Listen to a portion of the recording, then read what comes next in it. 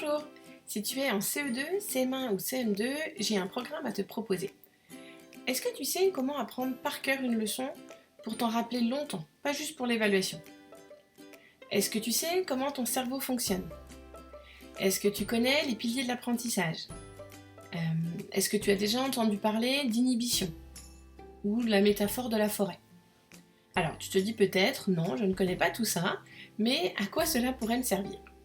Alors l'objectif de ce programme est que tu réussisses mieux à l'école en travaillant moins. Alors, mais pour travailler moins, il faut travailler de manière plus efficace. Et donc pour travailler de manière plus efficace, il faut quand même apprendre à apprendre.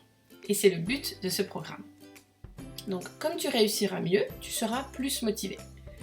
Donc avec ce programme, toi et tes parents, vous en saurez plus que la plupart des adultes. Bon, comme tu ne me connais pas, sauf si tu es déjà venu à un atelier Montessori à Périgny, pourquoi me croirais-tu? Donc je vais quand même me présenter. Je m'appelle Céline, je suis professeure des écoles, mais je n'ai pas de classe cette année. Je fais une formation en neuroéducation. Donc j'apprends plein de choses sur le cerveau et comment, en classe, on peut appliquer ces nouvelles connaissances pour aider les enfants. Mais comme en classe, peu d'enseignants sont formés et peuvent apporter tout ça à leurs élèves, moi j'ai décidé d'aider les enfants et les parents qui en ont envie. Donc apprendre à la maison pour mieux réussir à l'école, c'est l'objectif. Donc en suivant ce programme, tu seras plus autonome pour faire tes devoirs à la maison et tes parents sauront comment t'aider si tu as besoin d'aide.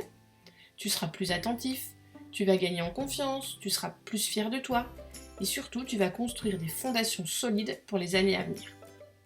J'aide aussi les collégiens à apprendre et ils m'ont dit qu'ils auraient préféré apprendre à l'école primaire parce que c'est difficile de changer leurs habitudes et ils ont beaucoup de travail maintenant. Donc c'est pour cela que j'ai décidé d'aider aussi les CE2, les CM1 et les CM2. L'avantage avec ce programme en ligne, c'est que tu pourras travailler à ton rythme, au minimum 15 minutes par semaine, mais si tu veux avancer plus vite, ça sera possible.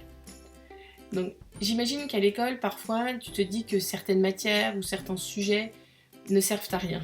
Enfin, comme tu ne vois pas l'intérêt, tu te décourages, et après tu es déçu de ta note, et surtout tu ne te rappelles plus la fois suivante.